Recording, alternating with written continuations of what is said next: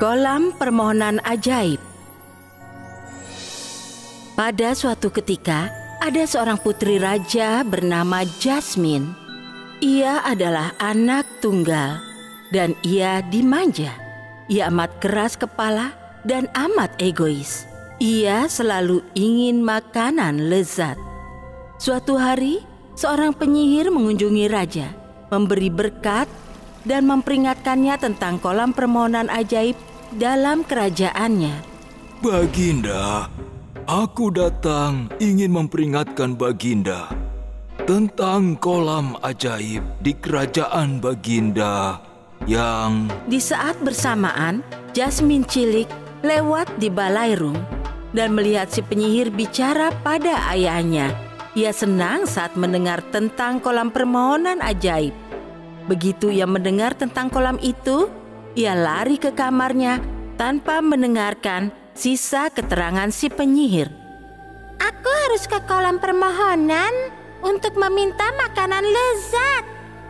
Keesokan paginya, Jasmine bersiap-siap dan mulai perjalanan ke kolam itu. Di tengah hari, ia tiba di sana dengan sedikit uang emas dalam kantungnya. Ia ingin memohon banyak hal, seperti kue lezat, es krim, hamburger, pizza, ayam goreng, coklat, biskuit, dan banyak lagi. Tapi saat ia membaca papan peringatan di tepi kolam, ia jadi kecewa. Tulisannya, satu permohonan tiap orang.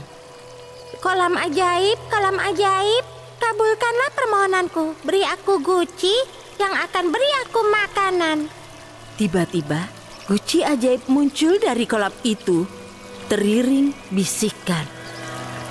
Inilah permohonanmu yang dikabulkan.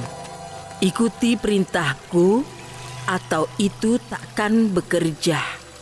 Kau harus ucapkan 3 mantra. Ting, tong, tuang. Lalu guci ajaib akan mulai membuat makanan lezat. Itu akan memuaskan kelaparanmu. Tapi jangan lupa bilang stop, guci stop. Kalau tidak, itu akan membuat makanan tanpa henti. Baik, apalah? Jasmine kembali ke istananya. Ia sangat penasaran tentang guci ajaib itu dan mengucapkan mantranya. Ting tong tuang, aku ingin kue dan puding coklat. Secara ajaib, pot itu mulai membuat banyak puding dan kue coklat. Jasmine memakannya seolah ia kelaparan. Hari demi hari berlalu. Ia minta setiap jenis makanan yang bisa ia pikirkan. Ia mulai tambah gemuk banyak. Suatu hari, raja mengunjunginya. Ia melihat anak gendut makan paha ayam dan menghampirinya. Ia tak sadar itu putrinya sendiri hingga ia sudah dekat. Ia terkejut dan berkata, Oh, putriku sayang, apa yang telah kau lakukan? Ayah, beberapa hari yang lalu aku mengunjungi kolam ajaib dan meminta guci makanan ajaib. Sejak hari itu, aku memohon makanan. Dan kemarin malam aku lupa mantra untuk menghentikan guci itu. Raja menyadari betapa egois dan rakusnya dia.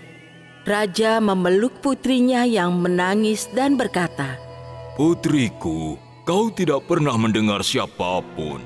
Aku tahu kau mendengar penyihir bicara tentang kolam ajaib, tapi kau pasti tidak mendengarkan semuanya.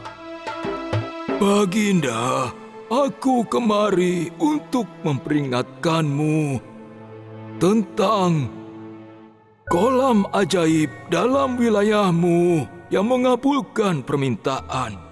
Tapi itu semua ada akibatnya. Itu kolam ajaib jahat. Sebaiknya Baginda segera menghancurkannya. Kini kau tahu, putriku, mengapa ini terjadi. Lalu, raja memanggil para prajuritnya dan memerintahkan, Ambil guci itu dan bakar itu. Segera, para prajurit menjalankan perintah. Mereka menaruh guci itu di perapian dan melihatnya sampai itu meleleh dan jadi abu. Setelahnya, putri raja mulai berolahraga tiap hari dan dengan cepat kembali seperti semula. Setelah itu, mereka hidup bahagia selamanya. Moral cerita ini, jangan bertindak kalau baru dengar separuh ceritanya. Tamat. Jika Anda menyukai cerita ini, tekan suka dan langganan channel kami. Tekan tombol like on untuk mendapat informasi terbaru dan jangan lupa untuk berkomentar.